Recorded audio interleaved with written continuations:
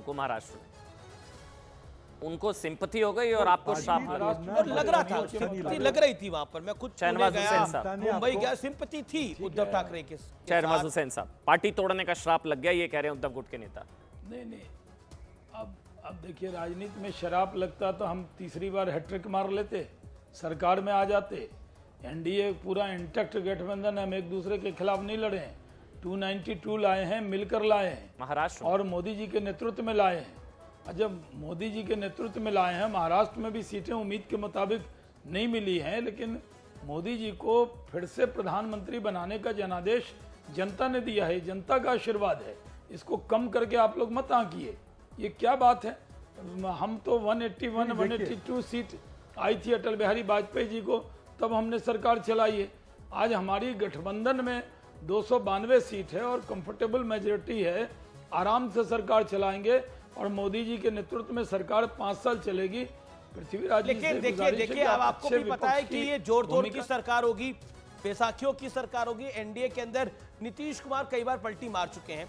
मैं ये नहीं कह रहा कि आपकी मंशा नहीं है या उनकी मंशा नहीं है, लेकिन नीतीश कुमार के ऊपर भरोसा आप नहीं कर सकते। और चंद्रबाबू नायडू 2019 में प्रधानमंत्री मोदी के खिलाफ और बीजेपी के खिलाफ तीसरे मोर्चे को एकजुट करने के लिए निकले थे। यानी स्थितियां उतनी आसान भी नहीं रहेगी। वो जो बड़े फैसले, कड़े फैसले, वो जो एक इमेज थी कि नरेंद्र मोदी की सरकार कुछ भी फैसला कभी भी ले सकती है, उस तरह के डिसीजन मेकिंग अब नहीं हो पाएगी। और इंडिया अलायंस के नेता याद दिला रहे हैं कि इंडिया गठबंधन के संस्थापक, जनक, ब्रेन चाइल्ड तो नीतीश जी का ही है। जी, ये तो बनाया इंडिया गठबंधन नीतीश जी ने ऑफर कर दिया नीतीश कुमार को, डिप्टी पीएम ऑफर कर दिया। और नीतीश जी की गारंटी तो जेडीयू के नेता सत्यप्रकाश मिश्रा हमारे स्टूडियो में बैठे, नीतीश जी की गारंटी ये भी नहीं लेंगे। हम मैं आपको सही बता रहा हूं, मतलब जेडीयू के नेता भी नीतीश जी की गारंटी नहीं लेंगे। अमित जी एक बात, पार्टी के मुख्य प्रवक्ता का बयान सुबह आ चुका है और नीतीश जी प्रधानमंत्री जी से मिले थे और नीतीश जी अभी एनडीए में कायम हैं। इस बात को समझिए कि एनडीए ने बिहार में 30 सीटों पे जीत हासिल की है। मैं डोंट टेक इट पर्सनली, मतलब मैं बस वो सत्य रख रहे हैं। आपको भी नहीं पता होगा, वो मुख्य प्रवक्ता को भी नहीं पता होगा कि कल सुबह नीतीश कुमार फैसला क्या ले ले। मतलब आप जो है ना सिर्फ सत्य पर प्रकाश देखिए, बोले विवेक, हो सकता है प्राइम मिनिस्टर बन जाए नीतीश कुमार जी, प्रकल्प स्वयं ही प्राइम देखिए, वैसा भी नहीं हो रहा। ममता जी इतनी आसानी से भी नहीं अपना चार छोड़ेंगी। लेकिन देखिए पृथ्वीराज चौहान, ये जो एक डिस्कशन हो रही है, मैं अमन भी बात कर रहे थे, मैं एक साफगोई से बात करना चाहता हूं। देखिए, इंडिया अलायंस के बाद नंबर नहीं है, लेकिन नीतीश और अगर कोई और एनडीए का घटक दल आपके साथ आता है तो आपकी कहानी फिट हो सकती है। ऐसे में मल्लिकार्जुन खड़गे को पीएम बनाएंगे, अखिलेश यादव को डिप्टी पीएम बनाएंगे, नीतीश बाबू को डिप्टी पीएम बनाएंगे, तो आपकी कहानी बढ़ेगी। और गृह मंत्रालय या वित्त मंत्रालय में से एक राहुल गांधी रखेंगे। ये जो थ्योरी चल रही है, इसमें कितना दम है? देखिए, इंडिया गठबंधन की कल मीटिंग है और सारे नेतागण कल दिल्ली में आपस में बातचीत करेंगे, कोई आगे का रास्ता ढूंढेंगे। अगर ये ऑफर जो है वो इंडिया गठबंधन की ओर से आ रहा है, हो सकता है ये ऑफर जो भी गुटों के आपने नाम लिए, चंद्रबाबू नायडू, नीतीश कुमार, उनके कोई सहयोगी, उनकी तरफ से भी ऑफर आ सकता है कि साहब हमके कुछ दीजिए, तो हम भी आने को तैयार है।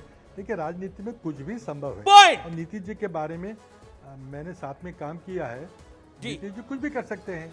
ये बड़ी बात आप कह रहे हैं, ये आप बड़ी बात कह रहे हैं। पृथ्वीराज चौहान, आप हमारे साथ बने रहे। मेरे साथ आपके पुराने सहयोगी मिलिंद देओड़ा जुड़ रहे हैं। मिलिंद देओड़ा मेरे साथ इस समय जुड़ रहे हैं, जो शिवसेना शिंदे गुट के साथ है। मिलिंद देओड़ा